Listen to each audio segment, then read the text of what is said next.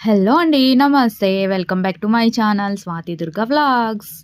అందరు ఎలా ఉన్నారు? కామెంట్‌లో చెప్పండి. బోటి కర్రీ సూపర్ ఉంది. అందుకే మీకు కూడా చూపిద్దాం అనుకోని ఫస్ట్ అయితే ఆనియన్స్ వేసి ఫ్రై చేసుకోవాలి. కొంచెం కొత్తిమీర కూడా వేసుకొని తర్వాత బోటి చక్కగా క్లీన్ చేసింది తీసుకొనొచ్చింది మా భావన అని చెప్పాను కదా! చూసారా ఎంత బావుందో.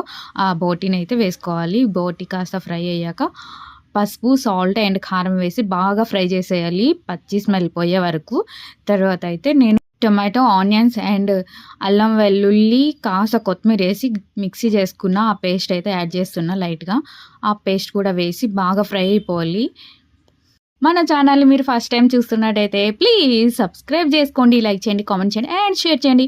అది బాగా ఫ్రై అయిపోయాక వాటర్ కాస్త యాడ్ చేసుకోవాలి. వాటర్ అంతా దగ్గరికి అయిపోయాక గరం మసాలా, హోమ్‌మేడ్ గరం మసాలా అయితే నేను యాడ్ చేస్తున్నా దించే ముందు. ఓకే. నచ్చితే లైక్ చేయండి. Bye bye.